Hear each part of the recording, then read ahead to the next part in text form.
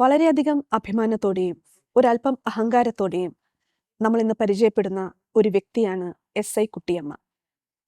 എല്ലാവരുടെയും പ്രിയപ്പെട്ട S I Kuttiyamma പൊതുജനങ്ങളുടെ ഇടയിൽ കുട്ടിയമ്മ സാറായിരുന്നു. കോഴിക്കോട് ജില്ലയിലെ ആദ്യത്തെ വനിതാ പോലീസ് ഓഫീസറും ഏഷ്യയിലെ തന്നെ ആദ്യത്തെ വനിതാ സ്റ്റേഷന്റെ രണ്ടാമത്തെ എസ് ഐയുമായി പ്രവർത്തിച്ച എസ് ഐ കുട്ടിയമ്മ 34 വർഷത്തെ സുദീർഘമായ സേവനത്തിൽ വളരെ ചുരുക്കം വനിതകൾക്ക് മാത്രം എത്തിപ്പെടാൻ പറ്റിയ തസ്തികയായ SP ആയി വിരമിച്ചു.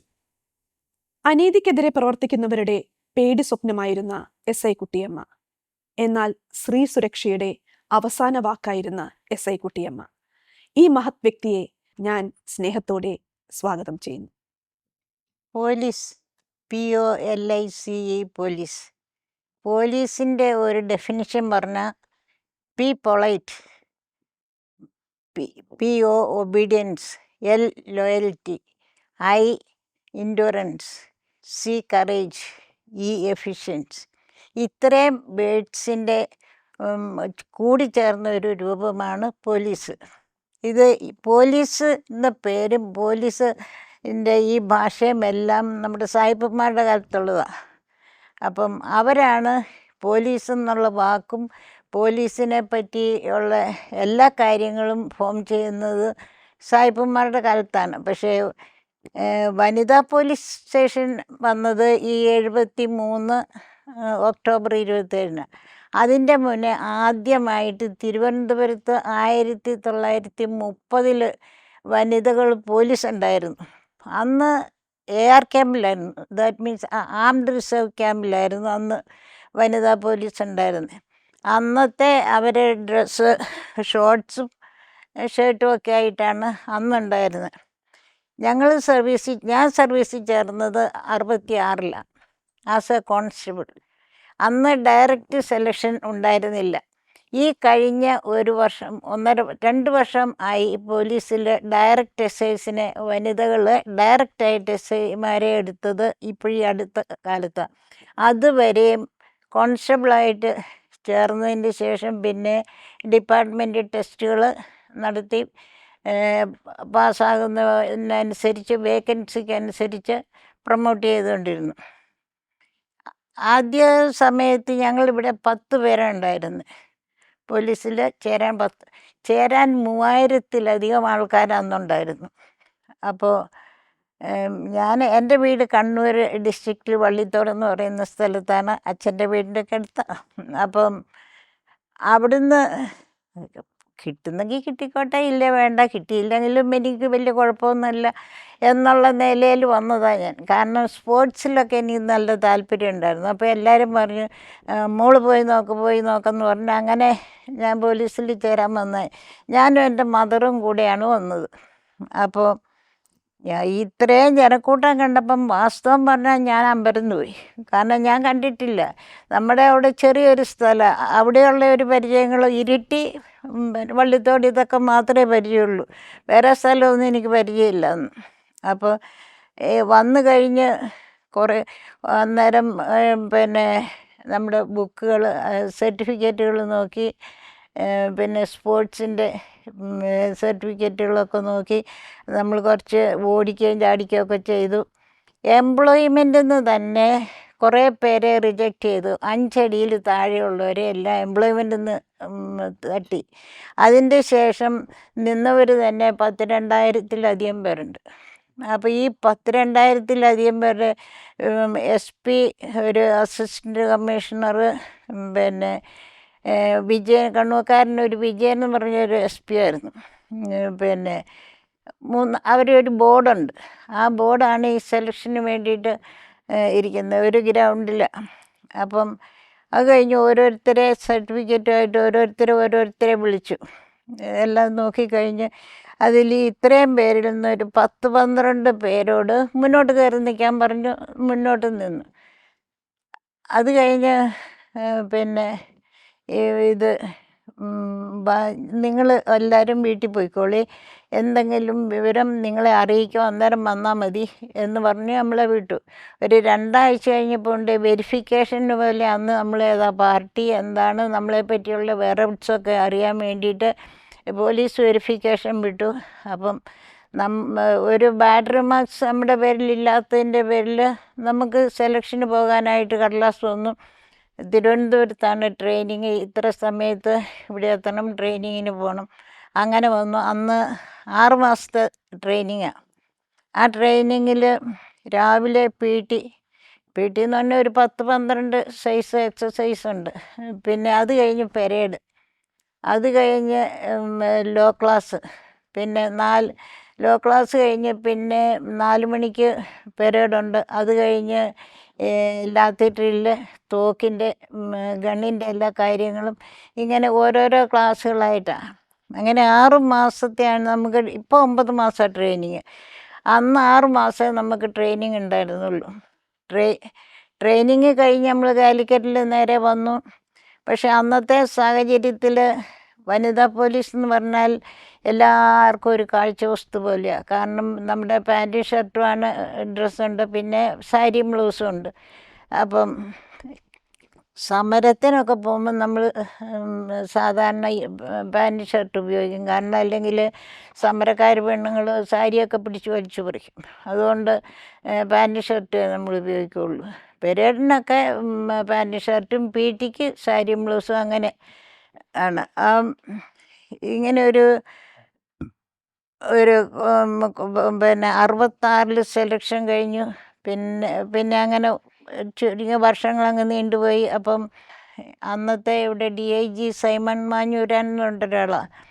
അപ്പം അങ്ങേർക്കൊരു പെറ്റീഷൻ കൊടുക്കുകയും കണ്ടു പറയുകയൊക്കെ ചെയ്തു.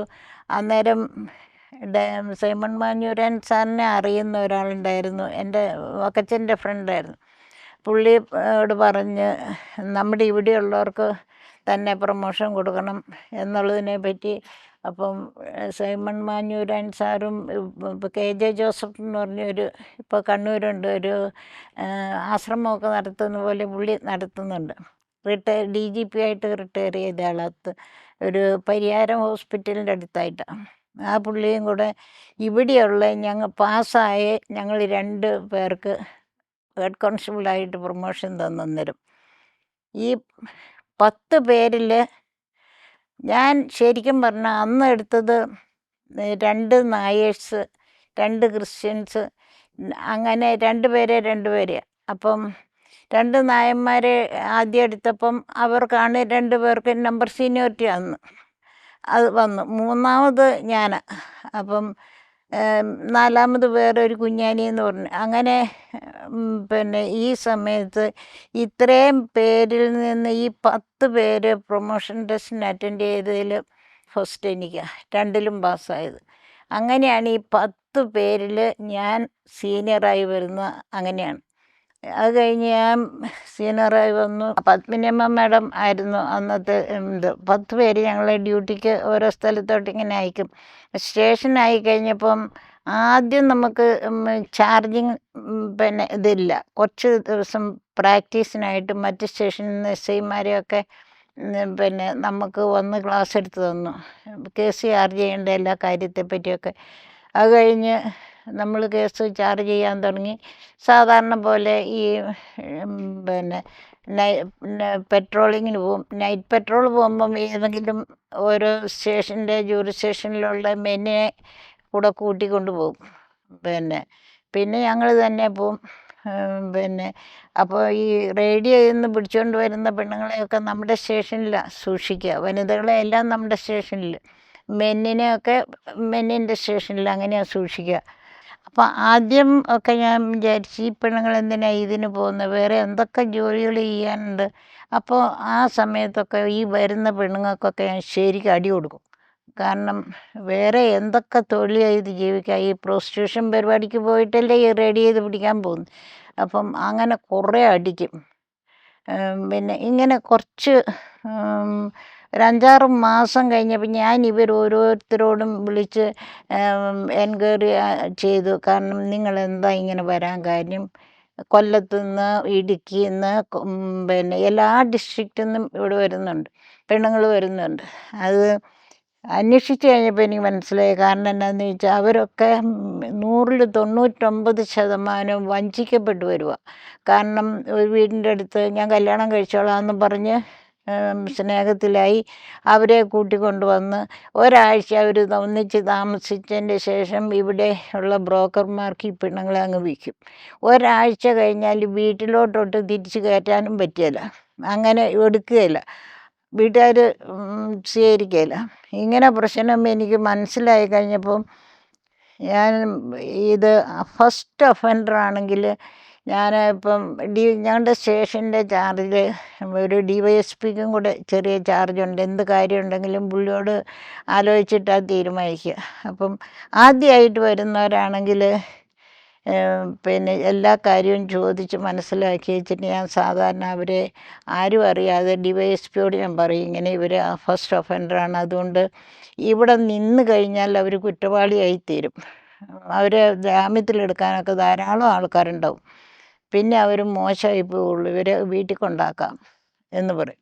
അപ്പോൾ പറയും പിന്നെ ഇവിടെ നമ്മുടെ അടുത്ത് ഇവിടെ താമസിച്ചുകൊണ്ടിരുന്ന ഒരു DYSP മുഹമ്മദ് എന്ന് പറയും. പുള്ളി പറഞ്ഞു, കുട്ടിയമ്മ അതിന് നമുക്ക് ഫണ്ട് പിന്നെ അവരെ വീട്ടിൽ കൊണ്ടാക്കാനുള്ള സോഴ്സ് കാശൊക്കെ വേണ്ടേ, കാശൊക്കെ ഗവൺമെൻറ് തരികയല്ലോ എന്ന് പറയും. പുള്ളിക്ക് കൊണ്ടാക്കാൻ മനസ്സുണ്ട്, വിട്ടോട്ടെ എന്നുണ്ട്. പക്ഷേ ഞാൻ പറഞ്ഞു, കാശിൻ്റെ കാര്യത്തിൽ സാറ് വിഷമിക്കേണ്ട, അത് നമുക്ക് അഡ്ജസ്റ്റ് ചെയ്യാം എന്ന്. ഞാൻ ചിലപ്പോൾ എൻ്റെ കയ്യിൽ നിന്ന് തന്നെ കൂടുതൽ പൈസ കൊടുക്കും, പൈസ കഴിഞ്ഞില്ല സ്റ്റാഫിൻ്റെ അടുത്ത് നിന്ന് പിരിക്കും. എന്നിട്ട് 2 വനിതകളെയും കൂട്ടി ഇവരെ എവിടെയാണേലും വീട്ടിൽ കൊണ്ടാക്കും.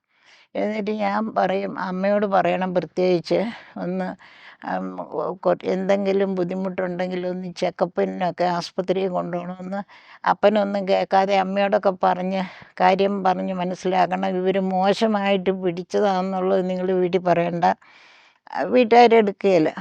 പിന്നെ ജോലി അന്വേഷിച്ച് വന്നതാണ്, ഇങ്ങനെ ആരുമില്ലാതെ നിൽക്കുന്ന സാഹചര്യത്തിൽ നമ്മുടെ കയ്യിൽ കിട്ടിയതാണ് എന്ന് പറഞ്ഞാൽ മതി എന്ന് പറയും. അപ്പം അങ്ങനെ കുറേ പേരെ ഞാൻ വീടുകളിൽ കൊണ്ടാക്കി, പല വീടുകളിലായിട്ട് കൊണ്ടാക്കി. പിന്നെ കുറച്ച് പേരെ നമ്മുടെ സെൻറ്റ് വിൻസെൻ്റ് കോൺവെൻറ്റിൽ, അവിടെ പല കോൺവെൻറ്റുകളിൽ ഇങ്ങനെ വരുന്ന പെൺകുട്ടികളെ വീട്ടിൽ പോകാൻ പറ്റാത്തവരെ ഞാൻ കോൺവെൻറ്റിൽ കൊണ്ടാക്കി. പിന്നെ നമ്മളറിയുന്ന നല്ല പരിചയമുള്ള വീടുകളിലാക്കി. എൻ്റെ വീട്ടിൽ തന്നെ 3-4 പെൺകുട്ടികളെ പിന്നെ ജോലിക്ക് മാറി മാറി, ഒരാൾ പോകുമ്പം വേറൊരാൾ, അങ്ങനെ മാറി മാറി ജോലിക്ക് നിർത്തി. പിന്നെ ഇങ്ങനെ വന്നതിൽ ഒരു പെണ്ണിങ്ങനെ ആരുമില്ലാതെ വന്നു. അപ്പം അതിനെ ഇവിടെ തന്നെ കുറച്ച് കൂനുള്ള ഗവൺമെൻറ് ജോലിയുള്ള ഒരു മനുഷ്യനെ കല്യാണം കഴിഞ്ഞിട്ടില്ലെന്നും പറഞ്ഞാൽ അമ്മ എപ്പോഴും കംപ്ലൈൻറ്റ് പറയും. അപ്പം ആ അമ്മയെ വിളിച്ചു വരുത്തി ഈ പെണ്ണിൻ്റെ കല്യാണം നടത്തി കൊടുത്തു. അപ്പോൾ സ്റ്റേഷനിൽ വെച്ച് കല്യാണം നടത്തി കൊടുത്തത് നമ്മൾ തന്നെ, അതിൻ്റെയൊക്കെ ഫോട്ടോസൊക്കെ ഉണ്ട്. പിന്നെ എക്സ്പെൻസ് എല്ലാം നമ്മൾ തന്നെ. പിന്നെ അവർ മാലയിടിച്ചു, പിന്നെ ചെക്കൻ്റെ വീട്ടിൽ നിന്ന് തന്നെ സാരിയും അതും ഇതും എല്ലാം കൊടുത്ത് കല്യാണം പോലെ തന്നെ കൊണ്ട് രജിസ്റ്റർ കല്യാണം നടത്തി. പിന്നെ സ്റ്റേഷനിൽ വന്ന് കാപ്പിയൊക്കെ കൊടുത്ത് അവരെ പറഞ്ഞു വിട്ടു. അങ്ങനെ കല്യാണങ്ങൾ, ഒരു കല്യാണം ഇവിടുന്ന് നടത്തി കൊടുത്തു, ഒരു കല്യാണം തിരുവനന്തപുരത്ത് നിന്ന് നടത്തി കൊടുത്തു ഞാൻ. അപ്പോൾ ഇങ്ങനെ ഈ പിന്നെ വരുന്നവരെ ഞാൻ അടിക്കാറില്ല. കാരണം അടിക്കും, അത് അത്യാവശ്യക്കാർക്ക് മാത്രമേ കൊടുക്കുകയുള്ളൂ, അല്ലാത്തവരെ ആരെയും ഉപദ്രവിക്കുകയില്ല. കേസ് ഒഴിവാക്കി കൊടുക്കാൻ പറ്റുന്നവരെ അത്ര പേരെ ഒഴിവാക്കി കൊടുക്കും. പിന്നെ ഇതിൽ നമ്മൾ ചെല്ലുമ്പം ജോലിയുള്ള സ്ത്രീകൾ, ഭർത്താക്കന്മാരുള്ള സ്ത്രീകൾ, കോഴിക്കോട് തന്നെ ഉള്ളവരെ നമ്മൾ ലോഡ്ജിൽ നിന്ന് പിടിച്ചിട്ടുണ്ട്. അപ്പം അതോടെ ഹസ്ബൻഡിനെ വിളിച്ചാൽ അതോടെ അവരുടെ ജീവിതം പോവും. അപ്പം അങ്ങനെയുള്ള കേസിൽ ആരും അറിയാതെ ഇവരോട് നല്ലതുപോലെ താക്കീത് ചെയ്ത് ഞാൻ പറഞ്ഞു, ഇനി എൻ്റെ കയ്യിൽ നിങ്ങളെ കിട്ടിയാൽ ഈ നിലയിൽ നിങ്ങൾ പോവുകയില്ല, അതുകൊണ്ട് നിങ്ങളെ ഈ ഒരു പ്രാവശ്യത്തേന് ഞാൻ വാണിംഗ് ചെയ്ത് വിടാമെന്ന് പറഞ്ഞിട്ട് അങ്ങനെ പല ജോലിക്കാരെ നമ്മൾ ഫാമിലിയായിട്ട് താമസിക്കുന്നവരെ രക്ഷപ്പെടുത്തി വിട്ടിട്ടുണ്ട്, ആരും അറിയാതെ. ഭർത്താവും ഒന്നും അറിയാതെ തന്നെ ഒരു ഓഫീസിൽ പോകാമെന്ന് പറഞ്ഞ് പോരും, വേറെ സ്ഥലത്തോട്ട് പോകുന്ന, അങ്ങനെയാണ് വീട്ടുകാരും അറിയാതിരിക്കുന്നത്. അങ്ങനെ പലരെയും നമ്മൾ പിന്നെ ഈ സാഹചര്യത്തിൽ നിന്നൊക്കെ രക്ഷപ്പെടുത്തി വിടാൻ നമുക്ക് പറ്റിയിട്ടുണ്ട്. അത് കഴിഞ്ഞ് ഇവിടുന്ന് നമ്മൾ ഞാൻ എനിക്ക് ഇവിടുന്ന് കുറച്ച് കൊല്ലം കഴിഞ്ഞപ്പം ഒരു പ്രൊമോഷൻ ട്രാൻസ്ഫറായി ഞാൻ തിരുവനന്തപുരം SBCIDയിൽ പോയി. അവിടുന്ന് കുറച്ച് ജോലി ചെയ്ത് അതിൻ്റെ ശേഷം പിന്നെ എനിക്ക് ഇങ്ങോട്ട് ട്രാൻസ്ഫർ ചെയ്ത് തന്നു. അങ്ങനെ ഇരിക്കുമ്പോൾ ഒരു കുഞ്ഞീബി എന്ന് പറഞ്ഞ ഒരു സ്ത്രീ ഹാങ് ചെയ്തു. അത് ഞാൻ പിടിച്ച കേസല്ല, ടൗൺ സ്റ്റേഷൻ പോലീസ് പിടിച്ച കേസാണ്. അവരെ നമ്മുടെ സെല്ലിൽ കൊണ്ടാക്കി. സെല്ലിന് പക്ഷേ നമ്മുടെ വനിതാ പോലീസ് സ്റ്റേഷന് അന്ന് ലോക്കപ്പില്ല. അതൊരു വലിയ പരാജയമായിരുന്നു. ഈ ട്രാഫിക് സ്റ്റേഷൻ്റെ ലോക്കപ്പിലാണ് ഈ സ്ത്രീകളെ ഇട്ടിരുന്നത്. അപ്പോൾ ഒരു ദിവസം ഞാനിങ്ങനെ കേസ് അന്വേഷിക്കാൻ പോകുമ്പം ചാർജ് ഹെഡ് കോൺസ്റ്റബിളിന് റൈറ്റർക്ക് എഴുതി കൊടുത്തേച്ച് ഒരു കുന്നമംഗലത്ത് ഒരു കേസ് അന്വേഷിക്കാൻ പോയി. 19 പ്രതികളുള്ള ഒരു കേസാണ്. അത് അന്വേഷിക്കാൻ ചെന്നപ്പം ഈ പെറ്റീഷൻകാർ വന്നു കഴിഞ്ഞാൽ അധികവും പെറ്റീഷനെല്ലാം തീർത്ത് വിടുന്നത് ഞാനാണ് തീർത്ത് വിടുന്നത്. കാരണം എന്നാന്ന് ചോദിച്ചാൽ പിന്നെ മറ്റൊരു ഉള്ള ശരിയാക്കിയാൽ ശരിയാകുകയില്ല. അതുകൊണ്ട് വഴക്കൂടി വരുന്നവർ, ഭാര്യയും ഭർത്താവും തമ്മിൽ വഴക്കൂടി വരുന്നവർ, പൈപ്പിൻ്റെ ചോട്ടിൽ നിന്ന് അടിപിടി കൂടുന്നവർ, പിന്നെ വസ്തു സംബന്ധമായ കേസിന്, പിന്നെ പണസംബന്ധമായ കേസ്, കടം കൊടുത്തിട്ട് തന്നില്ല, അങ്ങനെയുള്ള. പക്ഷേ പോലീസിന് പൈസയുടെ കാര്യം എടുക്കാവുന്നതല്ല, അത് സിവിൽ മാറ്ററാണ്. പക്ഷേ ഈ പിന്നെ ഓരോരുത്തരുടെ സങ്കടം, പരാതി കേൾക്കുമ്പം നമ്മൾ കേസ് രജിസ്റ്റർ ചെയ്തില്ലെങ്കിലും 2 കൂട്ടരെയും വിളിച്ചു വരുത്തി വേണ്ടതുപോലെ അവരുടെ കാര്യം ഉപദേശിച്ചും ഇച്ചിരി എന്നാൽ ഭീഷണിപ്പെടുത്തിയും ഒക്കെ ആയിട്ട് എല്ലാ കേസുകളും, പല കേസുകളും ഇങ്ങനെ ഒതുക്കി കൊടുക്കും. പൈസ കിട്ടാൻ കുറേശ്ശെ തവണകളായിട്ട് വന്ന് സ്റ്റേഷനിൽ കൊണ്ട് അടയ്ക്കാൻ പറയും. ഞാനത് അവർക്ക് മറ്റവരോട് വന്ന് വാങ്ങിച്ചുകൊണ്ട് പോയിക്കോളാൻ പറയും. അങ്ങനെ കുറേ സാമ്പത്തികമായ കേസുകൾ നമുക്ക് എടുക്കാൻ പറ്റുകയില്ലാത്ത കേസുകളാണെങ്കിൽ കൂടെ നമ്മളത് ഡീൽ ചെയ്യും. പിന്നെ ഇങ്ങനെയൊക്കെ ഇരിക്കുമ്പോഴും പിന്നെ ഈ ഇതിൻ്റെ ഇടയിലെല്ലാം വേറെ അന്ന് വയനാട്ടിലും വേറെ ഡിസ്ട്രിക്റ്റിൽ പോലീസില്ല. വനിതകളില്ലാത്തത് കൊണ്ട് എല്ലാ സ്ഥലത്തും വനിതകളെ അയക്കണം.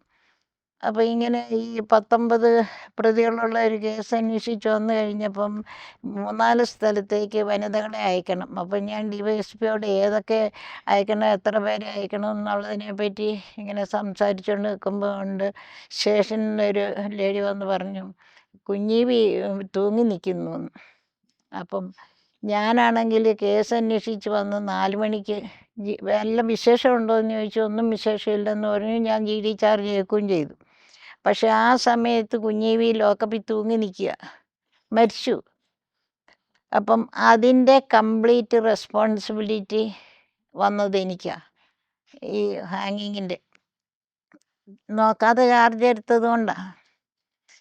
അതിൽ ഒരു 2 മാസം ഞാൻ സസ്പെൻഷനിൽ നിന്നു. അപ്പം ഈ സസ്പെൻഷൻ നിൽക്കാൻ കാര്യമെന്ന് പറഞ്ഞാൽ ഈ കേസ് നമ്മുടെ പെണ്ണുങ്ങളല്ലെന്നും ഞാൻ പിടിച്ച പെണ്ണല്ലെന്നും പിന്നെ ഞാൻ കേസിന് പിന്നെ സ്ഥലത്തില്ലാതിരുന്നപ്പോൾ ഉണ്ടായ സംഭവമാണെന്നും എല്ലാം പിന്നെ DYSPക്ക് അറിയാം, അന്നത്തെ SPക്കും എല്ലാവർക്കും അറിയാം. എന്നിട്ട് എൻ്റെ 2 ഇൻക്രിമെൻ്റ് വിത്ത് കുമുലേറ്റീവിൽ അങ്ങോട്ട് കട്ട് ചെയ്തു. അപ്പം സസ്പെൻഷൻ കഴിഞ്ഞ് കയറി കഴിഞ്ഞപ്പം കാര്യം ഇവർക്ക് SPക്കൊക്കെ അറിയാവുന്നതുകൊണ്ട് പിന്നെ പെറ്റീഷൻ എഴുതി കൊടുത്തു. അപ്പം സിബി മാത്യു സാറ് വിത്ത് കുമുലേറ്റീവ് എന്നുള്ള വിത്തൗട്ട് കുമുലേറ്റീവ് ആക്കി. അന്ന് ജേക്കബ് പുന്നൂർ സാർ ഇവിടെ പിന്നെ DIG ആയിട്ടിരിക്കുക. പുള്ളിയോട് ഞാൻ ഒരു പെറ്റീഷൻ കൊടുത്ത് SP തന്നെ പറഞ്ഞു, നിങ്ങൾ DIGക്ക് ഒരു പെറ്റീഷൻ കൊടുക്കാൻ പറഞ്ഞു. അങ്ങനെ പെറ്റീഷൻ കൊടുത്തു. ആ ഇൻക്രിമെൻ്റ് കട്ട് എല്ലാം ഇല്ലാണ്ടാക്കി. അങ്ങനെ ഡിപ്പാർട്ട്മെൻറ്റിൽ നമുക്ക് ചില പ്രശ്നങ്ങളൊക്കെ ഉണ്ടായിട്ടുണ്ടെങ്കിലും അതേപ്പറ്റി നമ്മൾ വലിയ ബോധർ ചെയ്തില്ല. കാരണം നമ്മളുടെ കയ്യിൽ ഒരു കുറ്റമില്ലാത്തത് കൊണ്ട് മനസാക്ഷിക്ക് എനിക്കൊരു കുറ്റമില്ല. അതുകൊണ്ട് പിന്നെ ഇങ്ങനെയൊക്കെ സംഭവിച്ചെങ്കിലും ദൈവം എല്ലാ കാര്യവും ശരിയാക്കി എന്നുള്ളതാണ് വേറെ കാര്യം. എന്നെ ഒന്നും എഫക്റ്റ് ചെയ്യാതെ, എൻ്റെ പ്രൊമോഷനെ ഒന്നും എഫക്റ്റ് ചെയ്യാതെ പിന്നെ ഞാൻ പ്രൊമോഷനായി അതോടെ എനിക്കൊരു ട്രാൻസ്ഫർ കിട്ടി തിരുവനന്തപുരത്തോട്ട്. എറണാകുളത്തോട്ട് കിട്ടി. എറണാകുളത്തുനിന്ന് പിന്നെ ഞാൻ CI ആയിട്ട് തിരുവനന്തപുരം പോയി. അവിടെ എയർപോർട്ടിൽ 10 കൊല്ലം കണ്ടിന്യൂ ആയിട്ട് എയർപോർട്ടിലിരുന്നു. അവിടെ 3 മാസം 3 വർഷമാണ് ഏറ്റവും കൂടുതൽ ഒരാൾക്ക് പറഞ്ഞിരിക്കുന്നത്. അല്ലെങ്കിൽ ചിലരെ 2 കൊല്ലം കൊണ്ടും ചിലരെ 6 മാസം കൊണ്ടും. കാരണം എയർപോർട്ടിലിരുന്നാൽ നമ്മൾ വിചാരിച്ചാൽ ഒരു ദിവസം വേണേൽ 1,00,000 രൂപ ഉണ്ടാക്കാം. കാരണം ഈ മറ്റ് സ്ഥലങ്ങളിലേക്ക് പോകുന്നവർ വേറെ സാധനങ്ങൾ കടത്തിക്കൊണ്ട് പോയാൽ അത് പിന്നെ സെക്യൂരിറ്റി ചെക്കിൽ നമ്മൾ പിടിച്ചു കഴിഞ്ഞാൽ അവർക്ക് കേസും അതും കൊണ്ടുപോകാൻ പറ്റില്ല. അപ്പം അങ്ങനെയുള്ള സംഭവങ്ങളിൽ സാധാരണ നിലയിൽ കൈക്കൂലിയാണ് ആൾക്കാർ വാങ്ങിച്ചിട്ടാണ് ഈ കടത്തി വിടുന്നത്. അപ്പം ആ സംഭവത്തിൽ ഞാൻ അതിൽ യാതൊരു വിധത്തിലും കൈക്കൂലിയുടെ അല്ലെങ്കിൽ ഇമാതിരി കാര്യത്തിന് ഞാൻ സൈഡ് ചെയ്യല. അപ്പം ഞാൻ ചെക്കിങ്ങിന് പോകും. പിന്നെ ഇവരുടെ എസ്ഐമാരാണ് ചെക്ക് ചെയ്ത് വിടുക. അപ്പം നമ്മൾ പോയി ഓവറോൾ ചെക്കിംഗ് ഒക്കെ നടത്തും. അങ്ങനെ ഇങ്ങനെ ഈ ഒരു സംഭവം എൻ്റെ പേരിൽ ഒരു അലിഗേഷൻ വരാത്തതിൻ്റെ പേരിൽ 10 വർഷം ഞാൻ കണ്ടിന്യൂ ആയിട്ട് എയർപോർട്ട് സെക്യൂരിറ്റിയിൽ സെക്യൂരിറ്റി ഓഫീസറായിട്ട് CI ആയിട്ടും DYSP ആയിട്ടും അവിടെ ഇരുന്നു. അത് കഴിഞ്ഞ് പിന്നെ ഇത് വനിതാ പിന്നെ സെല്ലും ഫോം ചെയ്ത്. അപ്പം CB മാത്യു സാർ എന്നോട് ചോദിച്ചു, നിങ്ങൾക്ക് വനിതാ സെല്ലിലോട്ട് വരാൻ താല്പര്യമുണ്ടോ എന്ന് ചോദിച്ചു. ഞാൻ പറഞ്ഞു എനിക്ക് എവിടെയായിരുന്നാലും താല്പര്യക്കുറവില്ല. കാരണം എയർപോർട്ടിലിരുന്നാലും ഒരുപോലെയാണ്, സെല്ലിലിരുന്നാലും ഒരുപോലെയാണ്. പക്ഷേ അതിൻ്റെ ഇടയ്ക്ക് ഞാൻ തിരുവനന്തപുരത്ത് പോയപ്പോൾ രണ്ടാമതും നമ്മുടെ ഈ സ്റ്റേഷൻ SI ആയിരുന്നപ്പോൾ തന്നെ നമ്മുടെ ഈ സ്റ്റേഷൻ്റെ വർക്ക് എല്ലാവർക്കും ഇഷ്ടപ്പെട്ടത് കൊണ്ട് തിരുവനന്തപുരത്ത് വനിതാ പോലീസ് സ്റ്റേഷൻ തുടങ്ങാമെന്ന് അന്ന് രവി മിനിസ്റ്ററാണ് പറഞ്ഞു. അങ്ങനെ ലക്ഷ്മണ ആണ് അന്ന് അവിടെ കമ്മീഷണറായിട്ടിരിക്കുന്നത്. അപ്പോൾ അവിടെ വനിതാ പോലീസ് സ്റ്റേഷൻ തുടങ്ങണമെന്നൊരു സജഷനായി. ഇവിടുത്തെ സക്സസ് ആണെന്ന് കണ്ടപ്പം അവിടെ തുടങ്ങാമെന്ന് പറഞ്ഞു. അങ്ങനെ അവിടെ വനിതാ പോലീസ് സ്റ്റേഷൻ തുടങ്ങി. അപ്പം എന്നെ അങ്ങോട്ട് വിട്ടു. CI ആവുന്നതിന് മുന്നേ SI ആയിരുന്നപ്പോഴാണ് അങ്ങോട്ട് വിട്ടു. അവിടുന്ന് പിന്നെ സ്റ്റേഷനിൽ അവിടുത്തെ SI ഞാനായിരുന്നു ഫസ്റ്റ്. അവിടെ ഭയങ്കരമായിട്ട് പ്രശ്നങ്ങളെല്ലാം ഉള്ള ഏരിയയാണ്. പക്ഷേ അതെല്ലാം കുറേ സോൾവ് ചെയ്യാൻ പറ്റി നമുക്ക്. അപ്പോൾ ആ സ്റ്റേഷൻ്റെയും പ്രവർത്തനം സഫീഷ്യൻ്റാന്ന് കണ്ടപ്പം എറണാകുളത്ത് സ്റ്റേഷൻ തുടങ്ങാമെന്ന് പറഞ്ഞ് മൂന്നാമത് എറണാകുളത്ത് സ്റ്റേഷൻ തുടങ്ങി. അപ്പോൾ അവിടെ വേറെ SI ആണ് ആക്കിയത്. പിന്നെ ഞാൻ പ്രൊമോഷനായി CI ആയി. അവിടുന്ന് എയർപോർട്ടിലിരുന്നതിൻ്റെ ശേഷം DYSP ആയി. അവിടെ തന്നെ സെക്യൂരിറ്റിയുടെ ഓൾ ചാർജായി.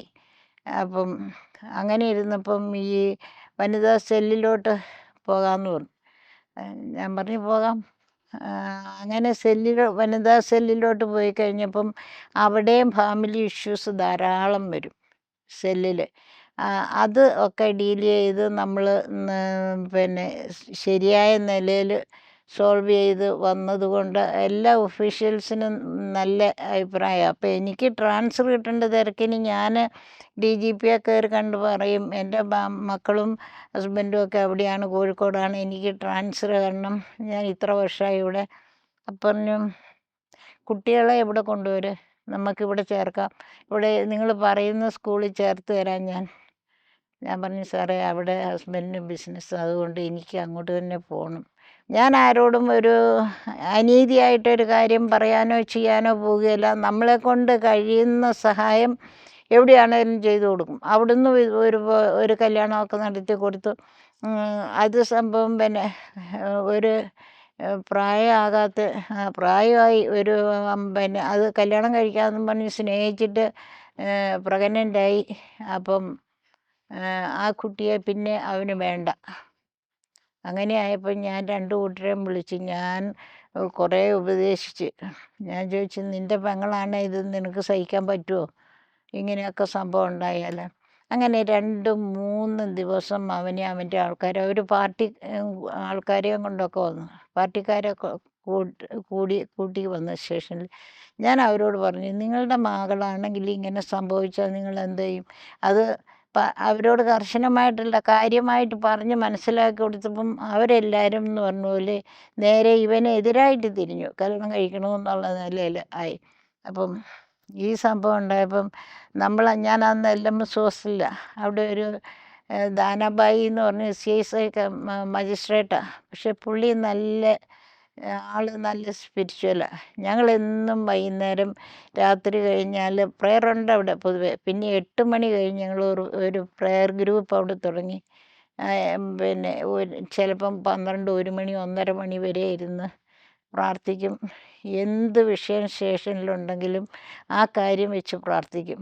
ഈ വിഷയത്തെ ഒക്കെ പ്രാർത്ഥിച്ച് അന്ന് ഈ സംഭവം മെയിനായിട്ട് കൺക്ലൂഷൻ വരേണ്ട അന്ന് ഞാൻ ഫാസ്റ്റിംഗ് എടുത്ത് പോയി. ഏതായാലും പോയ കാര്യം എന്ന് പറഞ്ഞാൽ സക്സസ് ആയി. കാരണം അവൻ അവസാനം സമ്മതിച്ചു, ഇഷ്ടത്തോടെ കല്യാണം കഴിക്കാമെന്ന് പറഞ്ഞു. അവർ പിന്നെ രജിസ്റ്റർ ഓഫീസിൽ പോയി മാലയിട്ട് നമ്മുടെ സ്റ്റേഷനിൽ വന്നു വീണ്ടും. അങ്ങനെ അവരെ കാപ്പിയൊക്കെ മേടിച്ചു കൊടുത്ത് കല്യാണം ഒക്കെ നടത്തി അവരെ അങ്ങ് പറഞ്ഞു വിട്ടു. അങ്ങനെ നമ്മുടെ സർവീസിൽ 2 കല്യാണങ്ങൾ നടത്തി കൊടുത്തു. പിന്നെ അതുപോലെ കുറേ പേരെ നമുക്ക് രക്ഷിക്കാൻ പറ്റി. ഈ അപമാനത്തിൽ നിന്ന് രക്ഷിക്കാനും അവരുടെ ജീവിതത്തിൽ നിന്ന് അവരെ രക്ഷിക്കാനും ഒക്കെ പറ്റി. പിന്നെ കുറേ പേരെ ഈ സാമ്പത്തികമായിട്ട് തീരെ ഇല്ലാതെ കുടുംബ പ്രശ്നമായിട്ട് വരുന്നവർക്ക് എന്തെങ്കിലുമൊക്കെ നമ്മളെക്കൊണ്ട് ചെറിയ സഹായം ചെയ്യാൻ പറ്റുന്നതൊക്കെ നമ്മൾ ചെയ്തു കൊടുക്കും. ഇതിൻ്റെ എല്ലാം പിന്നിൽ നമ്മൾ പോലീസെന്ന് പറഞ്ഞ് നമ്മൾ ഭീഷണിപ്പെടുത്തി അടിച്ചാൽ ഒന്നും ശരിയാകുകയില്ല. പേടിപ്പെടുത്തുകയും ചെയ്യണം. അതേ സമയത്ത് നമ്മൾ സ്നേഹത്തോടെ അവരോട് സംസാരിച്ചാൽ അവർക്ക് നിരസിക്കാൻ പറ്റാതെ അവസരം വരുമ്പോൾ അവർ നമ്മൾ പറയുന്നത് കേൾക്കുകയും ചെയ്യും. അപ്പം ഏത് ജോലിയിലിരുന്നാലും തന്നെ ഇപ്പം നിയമം എപ്പോഴും എല്ലാവർക്കും ഒരുപോലെ ആണെങ്കിലും കൂടി പിന്നെ നമ്മുടെ ഇന്നലെ പള്ളിയിൽ അച്ഛൻ വായിച്ചു, പിന്നെ ആ സ്ത്രീയെ അച്ഛൻ്റെ അടുത്ത് കല്ലെറിഞ്ഞ് കൊല്ലേണ്ട സ്ത്രീയെ കൊണ്ടുവന്നു. പക്ഷേ ഈശോ കുത്തിയിരുന്ന് എഴുതിയേ ഉള്ളൂ. എന്ത് ചോദിച്ചിട്ടും പിന്നെ രണ്ടാമത് ചോദിച്ചപ്പോൾ എന്താ പറഞ്ഞത്, ഈശോ എന്താ പറഞ്ഞത്, പാപം ചെയ്യാത്തവർ കല്ലെറിയട്ടെ എന്ന്. പക്ഷെ ആ സ്ത്രീ നിയമപ്രകാരം തെറ്റുകാരിയാണ്. അപ്പോൾ ആ തെറ്റിനെ നിയമത്തിൻ്റെ കണ്ണിലൂടെ കണ്ടാൽ അവർക്ക് മാപ്പിനൊരു അർഹതയില്ല. സ്നേഹത്തിൻ്റെ കണ്ണിലൂടെ കാണുമ്പം ഈശോ മാപ്പ് കൊടുത്തു. പിന്നെ അവൾ പാപിനി അല്ലാതായി വന്നു എന്ന് പറഞ്ഞതുപോലെ നമ്മൾ സ്റ്റേഷനിൽ വരുന്ന ഓരോ കാര്യത്തിലും പോലീസ് എന്നുള്ള ആ ഒരിതിൽ സാധാരണ അമ്പലത്തിൽ പോകുന്ന പോലെയോ പള്ളിയിൽ പോകുന്ന പോലെ അല്ല പോലീസ് സ്റ്റേഷനിലേക്ക് വരുന്നതെന്ന് പറഞ്ഞാൽ പേടിച്ചിട്ടാണ് ആൾക്കാർ വരുന്നത്. പ്രത്യേകിച്ച് വനിതാ പോലീസ് സ്റ്റേഷനിൽ ആദ്യമൊക്കെ വരാൻ ഭയങ്കര പേടിയായിരുന്നു. പിന്നെ അവിടെ ഈ മർദ്ദനാണ് എന്നൊക്കെയാണ് പറയുന്നത്. കുറച്ചൊക്കെ ശരിയായിരുന്നു. അത് അന്യായത്തിന് ചെയ്തില്ല, ന്യായത്തിനേ ചെയ്തുള്ളൂ. എന്നിട്ട് അപ്പം ഈ പേടിച്ചിട്ട് കയറി വരുന്ന പോലീസ് സ്റ്റേഷനിലേക്ക് വരുന്നവർ നീതി കിട്ടാൻ വേണ്ടി കയറി വരുന്നവരാണ് പെറ്റിഷൻകാരൊക്കെ. അപ്പം നമ്മൾ അവരോട് ക്രൂരമായിട്ട് പെരുമാറുകയോ സംസാരിക്കുകയോ അവരുടെ വാക്ക് നമ്മൾ ശ്രദ്ധിക്കാതെ ഇരിക്കുകയോ ചെയ്ത് ആദ്യം തന്നെയുള്ള കാര്യം നമ്മൾ ശ്രദ്ധിക്കണം. അവർ പറയുന്നത് ശ്രദ്ധിച്ച് കേട്ടിട്ട് അവരോട് കാര്യം മനസ്സിലാക്കിയതിൻ്റെ ശേഷം തീർപ്പ് കൽപ്പിക്കണം എന്നുള്ള നിലയിൽ ആണ് നമ്മൾ അങ്ങനെ ഡീൽ ചെയ്യുമ്പം എല്ലാ കാര്യത്തിനും ഒരു സൊല്യൂഷൻ ഉണ്ടാവും. അല്ലാതെ നമ്മൾ പേടിപ്പിച്ചു പറഞ്ഞാൽ ഈ മേൽ ചേരുമെന്നും പറഞ്ഞ് വിട്ടാൽ അവരങ്ങോട്ട് ഇറങ്ങി അതേപോലെ തന്നെ ചെയ്യുള്ളൂ. അപ്പോൾ അതുകൊണ്ട് ആ നിലയിൽ ഏത് സ്റ്റേഷനിലായിരുന്നാലും ഏത് ഡിപ്പാർട്ട്മെൻറ്റിനായിരുന്നാലും ഇപ്പോൾ ടീച്ചേഴ്സ് ആണെങ്കിലും തന്നെ ക്രൂരമായിട്ട് ഉള്ള വടിയും ചാട്ടയെല്ലാം എടുത്തുകൊണ്ട് ചെന്ന് കുട്ടികളുടെ നേരെ നിന്നാൽ കുട്ടികളാരും സ്നേഹിക്കുകയില്ല. പിന്നെ എന്തെങ്കിലും ഇരട്ടപ്പേരൊക്കെ വിളിച്ച് ടീച്ചർമാരെയൊക്കെ പിള്ളേർ അങ്ങ് വിടുകയുള്ളൂ. അതേ സമയത്ത് ചെല്ലുമ്പോൾ എന്താ മക്കളെ സുഖമാണോ എന്നൊക്കെ ഒന്ന് ചോദിച്ച് നോർമലി അവരോടൊന്ന് പിന്നെ സ്നേഹമായിട്ട് സംസാരിച്ച് കഴിഞ്ഞാൽ പിള്ളേർക്കതൊരു ബൂസ്റ്റ് കഴിക്കുന്ന മാതിരിയാവും. അപ്പം ആ ടീച്ചർ പറയുന്നത് കുട്ടികൾ കേൾക്കും, അനുസരിക്കും. അപ്പം ആദ്യം തന്നെ നമ്മൾ ഏത് ജോലിയിലായിരുന്നാലും ശരി ആ ജോലിയിൽ ഇരിക്കുന്ന സമയത്ത് ആത്മാർത്ഥമായിട്ടും സ്നേഹത്തോടെയും നമ്മൾ പെരുമാറിയാൽ ഏത് ജോലിയിലും നമുക്ക് വിജയിക്കാൻ പറ്റും. ഇത്രയും ഇതിൽ ഒക്കെ വന്ന് എനിക്ക് പല ഗുഡ് സർവീസ് എൻട്രികളൊക്കെ കിട്ടിയിട്ടുണ്ട്. കളവ് കേസൊക്കെ തെളിയിച്ചിട്ട് ആരും പറയാത്ത ഒരു മീൻചന്ത കേസ്, ഒരു 17 പവൻ്റെ ഒരു സ്വർണത്തിൻ്റെ കേസ് വന്നു. ആ കേസ് വന്നു കഴിഞ്ഞപ്പം മീൻചന്തക്കാർ നോക്കിയിട്ടൊന്നും പറയല്ല. ആ പെണ്ണുങ്ങൾ എത്രയോ പവൻ്റെ സ്വർണം ഒരു ഫറോക്കിലൊരു വീട്ടിൽ നിന്ന് എടുത്തതാണ്. എന്നിട്ട് അതുകൊണ്ട് കുഴിച്ചിട്ട് 10 ദിവസം പിന്നെ നമ്മുടെ സ്റ്റേഷൻ ലൈനെ സൂക്ഷിച്ച് പിന്നെ സ്നേഹത്തിൽ പറഞ്ഞ് അവസാനം ഞാൻ പറഞ്ഞു, ഇനി നിന്നോട് പറയുന്നില്ല. ഇനി ഇവള് പറയുന്നൊരു അവിടെ നിന്നൊരു സെർവൻറ്റ് ബോയ് ആണ് എടുത്തതെന്ന്, ആണുങ്ങൾ ഒരുത്തനാണ് എടുത്തതെന്നാണ് ഇവള് പറയുന്നത്. അപ്പം മീൻചന്തക്കാർ അവനെ പിടിച്ച് കിടത്തിയിട്ട് ഒലക്ക വെച്ച് ഇങ്ങനെ കാലിങ്ങനെ ഉരുട്ടി കുറച്ച് അവനാണെന്ന് പറഞ്ഞതുകൊണ്ട്. അപ്പം ഞാൻ ഇത് കാണിച്ചു കൊടുത്തു, ഇവളെ കാണിച്ചു കൊടുത്തു. അടുത്തതും തന്നെയാണ് കയറ്റാൻ പോകുന്നത്. ഇത്രയും ദിവസം നീ പറഞ്ഞില്ലല്ലോ, ഇനി അടുത്തത് നീ അനുഭവിച്ചോളാൻ പറഞ്ഞു. അപ്പം എന്നോട് പറഞ്ഞു, സാറേ ഞാൻ പറയാം, എന്നെ കേസിൽ പെടുത്തരുത്. ഇല്ല, നിന്നെ പെടുത്തുമൊന്നുമില്ല, മാപ്പ് സാക്ഷിയാക്കാമെന്നൊക്കെ പറഞ്ഞ് അപ്പം അവിടെ കൊണ്ട് കുഴിച്ചിട്ട സ്ഥലത്തുനിന്ന് റിക്കവറി ചെയ്തു. എത്രയോ പവൻ സ്വർണം ഉണ്ടായിരുന്നു, റിക്കവറി നടത്തി. അപ്പം ഈ ആ പെണ്ണിനോടും നമ്മൾ എത്ര ആദ്യമൊക്കെ അടിച്ചു നോക്കിയൊന്നും പറഞ്ഞില്ല, എത്ര ഭീഷണിപ്പെടുത്തിയൊന്നും പറഞ്ഞില്ല. പിന്നെ കുറച്ച് സ്നേഹത്തോടെ ഉപദേശിച്ച് പിന്നെ ആണ് അവൾ സത്യം പറഞ്ഞത്. അപ്പം നമ്മൾ ഏത് കേസിൻ്റെ കാര്യത്തിലായാലും ഈ കർക്കശ മനോഭാവം അങ്ങോട്ട് വിട്ടിട്ട്, കർക്കശം വേണ്ടോടത്ത് വേണം, അതില്ലെങ്കിൽ കാര്യം നടക്കുകയില്ല. പോലീസിലല്ലേ പണി, ഉപദേശങ്ങൾ നടന്നാൽ കാര്യം ശരിയാകില്ല. പക്ഷെ നമ്മൾ ആത്മാർത്ഥമായിട്ട് എന്നും ഞാൻ പ്രാർത്ഥിക്കും. ഞാൻ ഇന്ന് ഇറങ്ങിയപ്പോഴും ഞാൻ പറഞ്ഞു, ഈശോയെ ഞാൻ പോവുക, ഞാൻ എന്ത് പറയണമെന്ന് നീ പറഞ്ഞു തരണം. എനിക്ക് അച്ഛൻ എന്നെ വിളിച്ചിട്ടുണ്ട്, ഈ പോലീസിനെ പറ്റി എന്ത് പറയാനാണെന്നൊന്നും എനിക്കറിഞ്ഞൂടാ എന്ന് പറഞ്ഞു. അപ്പം അതും പറഞ്ഞിട്ട് ഞാൻ പോരും. ഞാൻ എല്ലാ ദിവസവും പോകുമ്പം, എവിടെ പോയാലും സ്റ്റേഷനിൽ പോകുമ്പോഴുമൊക്കെ ഞാൻ പ്രാർത്ഥിച്ചു പോകും. കഴിയുന്ന എല്ലാ ദിവസങ്ങളും, പറ്റുന്ന ദിവസം വെള്ളി ശനിയൊക്കെ ഒരു നേരം ഫാസ്റ്റിംഗ് എടുക്കും. രാവിലെ ഞാൻ പള്ളിയിൽ പോകും, അവിടെ പാളയം പള്ളിയിൽ പോകും. അത് കഴിഞ്ഞ് നേരത്തെ ഡ്യൂട്ടി കഴിഞ്ഞ് വരികയാണെങ്കിൽ പിന്നെ 5:30 അവിടെ മാസമുണ്ട്. ഞാൻ 5:30 അവിടെ ഇറങ്ങും. മാസം കഴിഞ്ഞിട്ട് പിന്നെ ഹോസ്റ്റലിലേക്ക് പോകുള്ളൂ. അപ്പോൾ ഈ 2 നേരം പോകാൻ പറ്റിയാൽ 2 നേരം പോകും. ഏതെങ്കിലും ഒരു നേരം പോകാതിരിക്കുകയില്ല. കാരണം അത്രയേ എമർജൻസി ഉണ്ടെങ്കിലേ പോകാതിരിക്കും. ഈ എയർപോർട്ടിലിരുന്ന സമയത്ത് ഈ ഗുഡ് സർവീസ് എൻട്രി മെഡൽ കിട്ടി എനിക്ക്, പ്രസിഡൻറ്റിൻ്റെ മെറിറ്റോറിയസ് സർവീസിൻ്റെ. അപ്പം എന്നോട് സിബി മാത്യു സാർ പറഞ്ഞു, നിങ്ങളുടെ ബയോഡാറ്റ ഒക്കെ വേണം. ഞാൻ പറഞ്ഞു, സാറേ ബയോഡാറ്റ എന്ന് പറഞ്ഞ് കൂടുതലായിട്ട് എഴുതാനുള്ള കാര്യങ്ങളൊന്നും എനിക്കില്ല. കുറേ സർട്ടിഫിക്കറ്റുകളൊക്കെ മെന്നിന് കാണും, കാരണം കുറേ കളവ് കേസുകൾ ഇതൊക്കെ തെളിയിച്ച് അവരുടെ കാണും. പക്ഷേ എനിക്ക് അതിന് മാത്രം സർട്ടിഫിക്കറ്റുകളൊന്നും ഇല്ല, പറയാനില്ല. അപ്പം നിങ്ങളുടെ കയ്യിലുള്ള കാര്യം ഒരു ഫോമിൽ ഫില്ല് ചെയ്ത് അയക്കാൻ പറഞ്ഞു. അങ്ങനെ റൈറ്റർ ഫില്ല് ചെയ്ത് അയച്ചു. എനിക്ക് 98 മെറിറ്റോറിയസ് സർവീസ് പ്രസിഡൻറ്റിൻ്റെ മെഡൽ കിട്ടി. അപ്പം ഞാൻ പറയുന്ന കാര്യം എന്താണെന്ന് വെച്ചാൽ, നമ്മൾ കുറച്ചേ ചെയ്തുള്ളെങ്കിലും തീർച്ചയായിട്ടും നമ്മളെ മനസ്സിലാക്കേണ്ടവർ മനസ്സിലാക്കും. ദൈവം തമ്പുരാൻ നമ്മളെ ഉയർത്തേണ്ടോടത്ത് ഉയർത്തും. ഞാൻ എപ്പോഴും പറയുന്നത് എന്നാന്ന് ചോദിച്ചാൽ, എൻ്റെ വീട് അങ്ങ് പിന്നെ വള്ളിത്തോടെന്നൊക്കെ പറഞ്ഞാൽ ഓണം കയറാൻ മൂല പോലെയുള്ള ഒരു സ്ഥലമല്ലേ. ആദ്യം അങ്ങാടിക്കടവിലായിരുന്നു. അവിടെ നിന്നൊക്കെ ഈ ഇവിടെ കോഴിക്കോട് വന്നു. 13,000 പേരുടെ ഇടയ്ക്ക് നിന്ന് 10 പേരിൽ ലിസ്റ്റ് വന്നു. അത് കഴിഞ്ഞ് ആ 10 പേരിൽ തന്നെ ഈശോ എന്നെ ഒന്നാമതാക്കി. അത് കഴിഞ്ഞ് പിന്നെ ഈ പ്രൊമോഷനൊക്കെ തന്നു. കുറേ ഗുഡ് സർവീസ് സെൻറ്ററുകളും അതെല്ലാം ഹൈ ഒഫീഷ്യൽസിന് നമ്മളെപ്പറ്റി അറിയുന്നത് കൊണ്ട് ഏത് കാര്യത്തിനും നമുക്കൊരു ബുദ്ധിമുട്ടും ഒന്നും ഉണ്ടായിട്ടില്ല. ചില ബുദ്ധിമുട്ടുണ്ടായി, അതങ്ങ് പോവുകയും ചെയ്തു. അപ്പം ഞാനെപ്പോഴും പറയും, ദാവീദിനെ പിടിച്ച് ആട്ടിടേനെ പിടിച്ച് രാജാവാക്കി എന്ന് പറഞ്ഞ പോലെയുള്ള കഥയായി എനിക്കൊന്നും ഉണ്ടായിട്ടൊന്നുമല്ല. പക്ഷേ എന്തോ ദൈവം തമ്പുരാന് തോന്നി എന്നെ ഈ പോസ്റ്റിലാക്കി. എൻ്റെ കൂട്ടത്തിലുള്ളവരാരും ഈ പോസ്റ്റിലെത്തിയിട്ടില്ല. വേറെ കൂട്ടത്തിൽ നിന്നുള്ളതല്ല, പോലീസായിട്ട് ചേർന്നവരാരും SP മാരായിട്ടില്ല. DYSP മാർ പോലും എല്ലാവരും ആയില്ല. ഞങ്ങളുടെ ബാച്ചിലുള്ളത് ഒരു ആൾ മാത്രം ഒരു DYSP ആയി. ബാക്കി ഞാൻ SP ആയെങ്കിൽ അത് എൻ്റെ കഴിവൊന്നുമല്ല. അത് ഞാൻ എപ്പോഴും പറയും. അപ്പം ഏത് ജോലിയിലാണെങ്കിലും നമ്മൾ ആത്മാർത്ഥമായിട്ട് സിൻസിയറായിട്ട് ജോലി ചെയ്താൽ, ദൈവവിചാരത്തോടെ ചെയ്താൽ, കൈക്കൂലി അമ്മാതിരിയുള്ള കറപ്ഷനൊന്നും ഇല്ലാതിരുന്നാൽ, അപ്പം നമുക്ക് പട്ടാളക്കാർ ഈശോയോട് ചോദിച്ചപ്പോൾ എന്തോ ചെയ്യണമെന്ന് ചോദിച്ചപ്പോൾ നിങ്ങൾ കൈക്കൂലി അനാവശ്യമായിട്ട് വാങ്ങരുതെന്നല്ലേ പറഞ്ഞേ. അതുകൊണ്ട് ആ പ്രമാണം നമ്മൾ അനുസരിച്ച് പോയാൽ നമ്മളുടെ ജീവിതത്തിൽ പ്രശ്നങ്ങളൊന്നും ഉണ്ടാകും തോന്നില്ല.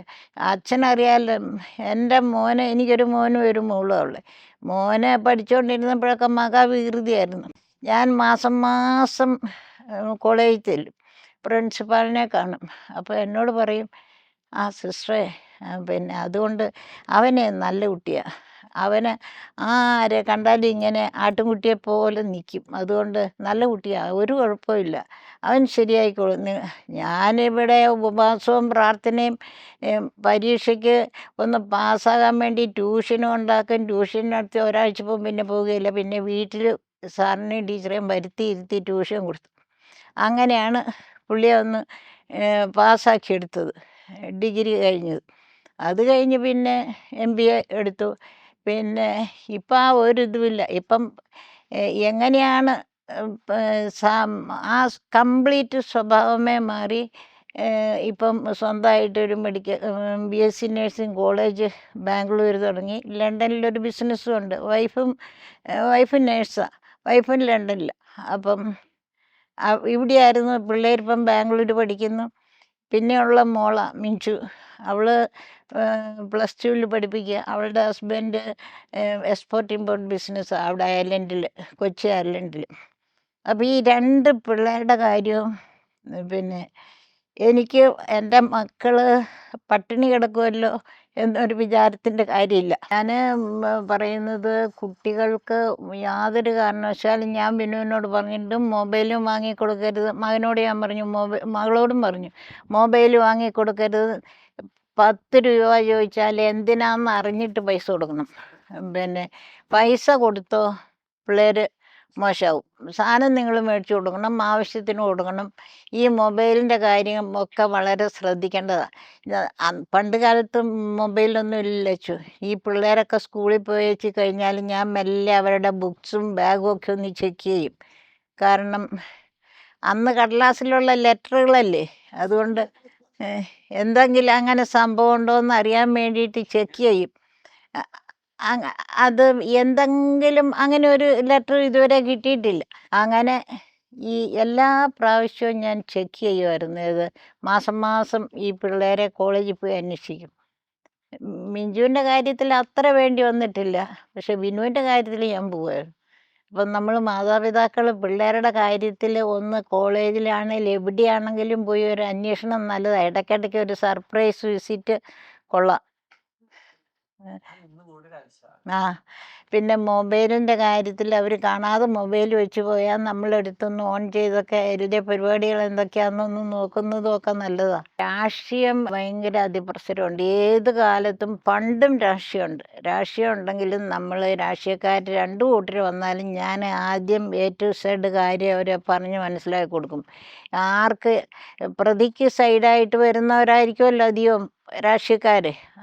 പരാതിക്കാർക്ക് വേണ്ടിയിട്ട് രാഷ്ട്രീയം വരാറില്ല, എതിർകക്ഷിക്ക് വേണ്ടിയിട്ടാണ് വരിക. അവരോട് ഞാൻ കാര്യം പറഞ്ഞ് മനസ്സിലാക്കി കൊടുത്തു കഴിയുമ്പോൾ അവർക്ക് പിന്നെ ഇങ്ങോട്ടൊന്നും സംസാരിക്കാനുണ്ടാകുകയില്ല. ഞാൻ പറഞ്ഞു, ഒന്നുകൊണ്ടും പറ്റിയാലെന്ന് പറഞ്ഞാൽ ഞാൻ പറഞ്ഞു, ഈ അനീതി ഒന്നും ചെയ്യാൻ നിങ്ങൾ എന്നോട് പറയരുത്, പക്ഷേ നിങ്ങളുടെ കാര്യം വന്നാലും ഞാൻ ഇതുപോലെയൊക്കെ തന്നെ ന്യായമായിട്ടേ ചെയ്യുള്ളൂ, അനീതി പറയരുത് എന്ന് അത് കുറച്ച് സംസാരിച്ച് കഴിയുമ്പോൾ അവർ അതോടെ അങ്ങ് പോകും. അല്ലെങ്കിൽ എനിക്ക് എന്തെങ്കിലും ഒരു ഇൻറ്റൻഷൻ ഉണ്ടെങ്കിലല്ലേ, പൈസയോ എന്തെങ്കിലും ഒരു ഉദ്ദേശം ഉണ്ടെങ്കിലല്ലേ എനിക്ക് പേടിക്കേണ്ടുള്ളൂ, പ്രശ്നമുള്ളൂ.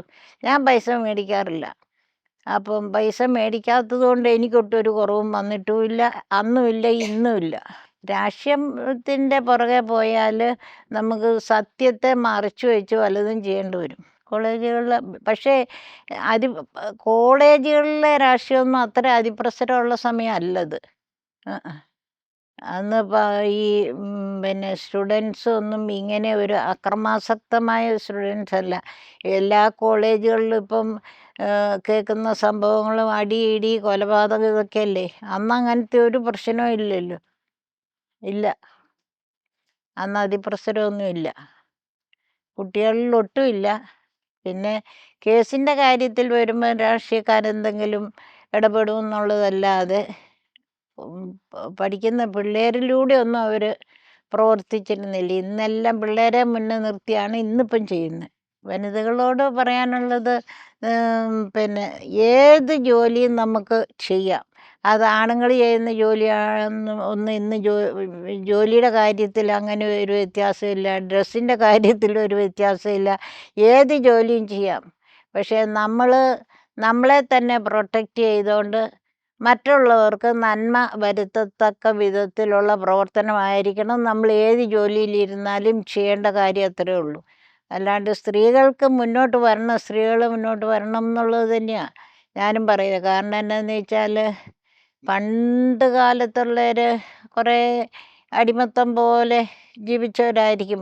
കുടുംബങ്ങളിലൊക്കെ സ്ത്രീകൾ അധികം ജോലിക്ക് പോയിരുന്നില്ല. പക്ഷേ ഇന്നിപ്പം തുല്യമായിട്ട് സ്ത്രീകളും പുരുഷന്മാരും ജോലി ചെയ്യുന്നുണ്ട്. പക്ഷേ എങ്ങനെ ജോലി ചെന്നാലും സ്ത്രീ പുരുഷന്മാരൊക്കെ ഒരു വീട്ടിൽ തന്നെ ഭാര്യയും ഭർത്താവും ജോലി ചെയ്യുന്നവരാണെങ്കിലും നമ്മൾ സ്ത്രീ ആയിരിക്കും ചിലപ്പം കൂടുതൽ സ്റ്റാറ്റസിലുള്ള ജോലി ചെയ്യുന്നത്, പുരുഷന് ആ ജോലി കിട്ടിയിട്ടുണ്ടാകില്ല. എങ്കിലും നമ്മൾ ആ നിലയിലല്ല, ഭർത്താവിനെ ഭർത്താവായിട്ട് കാണണം, അല്ലാണ്ട് ജോലിയുടെ ബേസിൽ കാണാൻ പാടില്ല. അതുപോലെ ഭാര്യയെ താത്തി കെട്ടാൻ പാടില്ല. അപ്പം അതൊക്കെ ഈ കുടുംബജീവിതത്തിൽ പ്രശ്നം ഉണ്ടാക്കുന്ന കാര്യങ്ങളാണ്. അപ്പം സ്ത്രീക്ക് എന്തുകൊണ്ട് എല്ലാ ജോലിയും ചെയ്യാം, പക്ഷേ മാനുഷിക മൂല്യങ്ങൾ നമ്മൾ കൈവിടരുതെന്ന് മാത്രമേ ഉള്ളൂ. ജോലിയെല്ലാം എല്ലാവർക്കും ഈക്വലായിട്ട് ചെയ്യാം. പിന്നെ നമ്മൾ ജോലി ചെയ്താലും കിട്ടുന്ന പൈസയും ഹസ്ബൻഡ് ജോലി ചെയ്താലും കിട്ടുന്ന പൈസയും എല്ലാം നമുക്കും നമ്മുടെ മക്കൾക്കും ഉപയോഗിക്കാനുള്ളതല്ലേ. പിന്നെ അതിലൊരു തിരിച്ചുഭേദത്തിൻ്റെ കാര്യമില്ല. സ്ത്രീകളോട് പറയുന്നത് ജോലിയിൽ മുന്നോട്ട് വരണം എന്നാണ്, ധൈര്യമായിട്ട് തന്നെ വരണം എന്നാണ് ഞാൻ പറയുക. പണ്ടത്തെ കഴിഞ്ഞും അതിക്രമങ്ങൾ കൂടി തന്നെ വരിക, ഡേ ബൈ ഡേ കൂടുന്നെന്ന് പറഞ്ഞ പോലെ കൂടുന്നത്. ഇപ്പം പിന്നെ സ്ത്രീകളും കുറച്ചിപ്പം പിന്നെ മൊബൈൽ ഫോണിലുമൊക്കെ കുടുങ്ങി. പിള്ളേരാണെങ്കിൽ പടുവയസ്സിൻ്റെ സ്വരവും കേട്ടിട്ട് 16കാരനാണെന്ന് വിചാരിച്ച് അങ്ങനെ പോകുന്ന, കണ്ണൂർ വരെയും പോയി. കോട്ടയത്തു നിന്നൊരു പെണ്ണുങ്ങൾ വന്നിട്ട് കണ്ണൂർ വരെയും പോയി, നോക്കുമ്പോൾ ഒരു പടുവയസ്സൻ.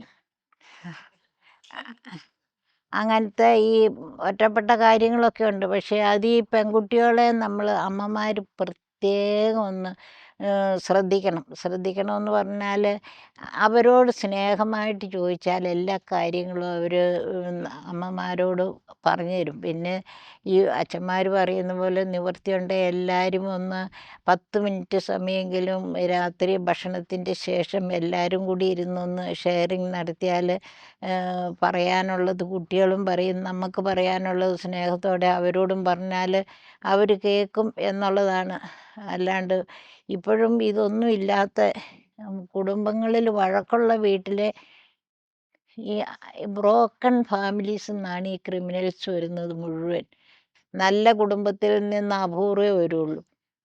വീട്ടിൽ സ്വസ്ഥതയില്ലാത്ത വഴക്കും കൂടി കള്ളും കുടിച്ച് കൂത്താടി നടക്കുന്നവരുടെ വീട്ടിലാണ് മക്കൾ മാതാപിതാക്കന്മാരെ കെയർ ചെയ്യുകയില്ല, മാതാപിതാക്കന്മാരും മക്കളെയും കെയർ ചെയ്യുകയില്ല. അപ്പം അവർക്ക് തോന്നിയതുപോലെ അവർ നടക്കും. പിന്നെ അതുകൊണ്ടാണ് കുറ്റവാളികൾ ധാരാളമായിട്ടുണ്ടാകുന്നത്. അപ്പോൾ ഇത് പിന്നെ സ്ത്രീകൾ കൂടുതലായിട്ട് ഇപ്പോഴും കുറ്റവാളികളായിട്ട് തന്നെ സ്ത്രീകൾ സ്റ്റാൻഡേർഡ് മാറിയെന്ന് മാത്രം. ഇപ്പം നേരിട്ട് ഓരോരോ കാര്യത്തിനങ്ങ് പോയേക്കല്ലേ. കോളേജിൽ നിന്നാണേലും കുട്ടികൾ പിന്നെ ചെല്ലുന്നിടത്തുനിന്ന് മാതാപിതാക്കൾ അറിയാതെ രണ്ടുപേരും കൂടെ പറഞ്ഞൊത്തുകൊണ്ട് പല സ്ഥലങ്ങളിലും പോകുമല്ലേ കുട്ടികൾ. ധാരാളം പേര് പോകുന്നുണ്ട്, ധാരാളം പേരെ പിടിക്കുന്നുമുണ്ട്. അപ്പോൾ അതുകൊണ്ട് നമ്മൾ പിള്ളേരുടെ കാര്യത്തിൽ പ്രത്യേകിച്ച് അവർക്ക് പറഞ്ഞു കൊടുക്കേണ്ടത്, ഉടനെ ഈ പെൺകുട്ടികൾ വീട്ടിൽ സ്നേഹം കിട്ടാത്ത പിള്ളേർ ഏതൊരു പുരുഷന് ഐ ലവ് യു എന്ന് പറഞ്ഞാൽ അതിൻ്റെ അപ്പുറകെ അങ്ങ് പോകും ചിലപ്പോൾ. വീട്ടിൽ നമ്മൾ 10 പ്രാവശ്യം പറഞ്ഞു നോക്കിയേ, മോളെ എനിക്ക് തന്നെ വലിയ ഇഷ്ടമാണ്, ഐ ലവ് യു എന്നൊക്കെ നമ്മളൊന്ന് പറഞ്ഞു നോക്കിയേ, അന്നേരം കുട്ടികൾക്ക് വേറൊരുത്തൻ പറയുമ്പോൾ ഇത് വലിയ പുതുമയായിട്ടൊന്നും തോന്നുകയില്ല. അപ്പം അതിന്നൊക്കെ കുറേ മാറ്റം വരും. നമ്മൾ നമ്മുടെ പിള്ളേരോട് കാര്യങ്ങൾ ചോദിച്ചറിഞ്ഞും പറഞ്ഞു കൊടുത്തും ഇതാക്കണം. പിന്നെ എന്തെങ്കിലും ചെറിയൊരു കാര്യം വീട്ടിൽ നിന്ന് ഒരു പെൺകൊച്ചിനെ സംബന്ധിച്ചറിഞ്ഞാലും അത് ഈ ഉടനെ ചാടി വീട്ടിൽ അപ്പൻ്റെയും ഒക്കെ ഏട്ടന്മാരുടെയൊക്കെ അടുത്ത് പറഞ്ഞു കഴിഞ്ഞാൽ പ്രശ്നമുണ്ടാവും. അതുകൊണ്ട് എന്താ ചെയ്യേണ്ടത്, അമ്മ തന്നെ രഹസ്യമായിട്ട് മോളോട് പറഞ്ഞു കൊടുക്കണം, മോളെ അങ്ങനെയാണ് ഈ പ്രശ്നമൊക്കെ ഉണ്ടാകും, അതുകൊണ്ട് ചേട്ടനും അപ്പനും ഒക്കെ അറിഞ്ഞാൽ പ്രശ്നമാണ്, നീ ഇങ്ങനെ ചെയ്യരുത്, ഇങ്ങനെ ഇത് ആദ്യമായിട്ട് മോളോട് ഞാൻ പറഞ്ഞു തരിക എന്നെല്ലാം പറഞ്ഞ് ഉപദേശിച്ചാൽ ചില വീട്ടുകാർ അപ്പനും ചേട്ടന്മാരും അറിയാതെ തന്നെ നമുക്ക് പറഞ്ഞു ഒതുക്കാൻ പറ്റും കുറച്ച് കാര്യങ്ങളൊക്കെ. പണ്ട് നമ്മളൊക്കെ എത്ര അടി കൊണ്ടിട്ടുണ്ട്. മാത്സ് ഒന്നും ശരിയല്ലാണ്ട് എനിക്ക് അത്ര ഒരു കണക്ക് മോശം. അടി കയറി കെട്ടി പിടിച്ച് അടി നല്ല അടി ഞാൻ കൊണ്ടിട്ടുണ്ട്. പക്ഷേ എൻ്റെ വീട്ടിൽ ചെന്നിട്ട് പിന്നെ ടീച്ചേഴ്സിനോട് വഴക്ക് പറയാനൊന്നും അവർ പോയിട്ടില്ല. കാരണം പഠിക്കാഞ്ഞിട്ടല്ലേ അടി കിട്ടുമെന്നാണ് പറയുന്നത്. എന്ന് പറഞ്ഞ പോലെ അന്നത്തെ പേരൻസ് അല്ല ഇന്ന്. പിന്നെ ഇന്ന് 1 2 പിള്ളേർ കാണും, അവരെ പൊതിഞ്ഞ് വെച്ചുകൊണ്ടിരിക്കും. അവരാണ് ബോംബ് പോലെ പൊട്ടിത്തെറിക്കുന്നവരെപ്പോഴും. പൊതിയൽ കൂടുതലാകുമ്പോൾ അവർ പറയുന്നത് പേരൻസ് അങ്ങ് വിശ്വസിക്കും. എന്നിട്ട് പിന്നെ ടീച്ചർമാരോടോ കോളേജിലോ ഒക്കെ പ്രശ്നം ഉണ്ടാക്കാനായിക്കൊണ്ട് ചോദിക്കാനായിട്ട് വരും. അപ്പം നമ്മൾ ഈ കൂടുതൽ വടിപ്രയോഗവും വേണ്ട, അടിപ്രയോഗവും വേണ്ട, ഈ സ്നേഹത്തോടെ പറഞ്ഞ് മനസ്സിലാക്കി കൊടുത്താൽ മതി, അതേ ഇന്ന് നടക്കുകയുള്ളൂ എന്നാണ് എനിക്ക് തോന്നുന്നത്. എല്ലാവർക്കും നമസ്കാരം. നമ്മുടെ സംസ്ഥാനത്തെ തന്നെ ആദ്യത്തെ വനിതാ ജയിൽ കോഴിക്കോടാണ് ഉണ്ടായിരുന്നത്. ആ ജയിലിലെ 2ാമത്തെ സബ് ഇൻസ്പെക്ടർ പദവിയിലിരുന്ന ഒരു വ്യക്തിത്വമാണ് ഇന്ന് നമ്മളോട് സംവദിച്ചത്. എത്രയോ വർഷങ്ങൾക്ക് മുമ്പേ സർക്കാർ സർവീസിൽ, അത് പോലീസിൽ ജോലി ചെയ്ത് അവരുടെ സർവീസ് കാല അനുഭവങ്ങളും അതോടൊപ്പം തന്നെ സാമൂഹിക ജീവിതത്തിൽ, സാംസ്കാരിക രംഗത്ത് അവർ ഇടപെട്ട ആ മേഖലകളെക്കുറിച്ചൊക്കെ സവിസ്തരം നമ്മളോട് പ്രതിപാദിക്കുകയായിരുന്നു. തീർച്ചയായും ആ അനുഭവങ്ങളുടെ മുമ്പിൽ നമുക്ക് ഒന്ന് തൊഴാം ആദ്യമേ. കാരണം അത്രയേറെ അനുഭവങ്ങളുടെ ഒരു സമ്പത്ത് തന്നെ അതാണ് നമ്മുടെ മുമ്പിൽ ഇപ്പോൾ വ്യക്തമാക്കപ്പെട്ടത്.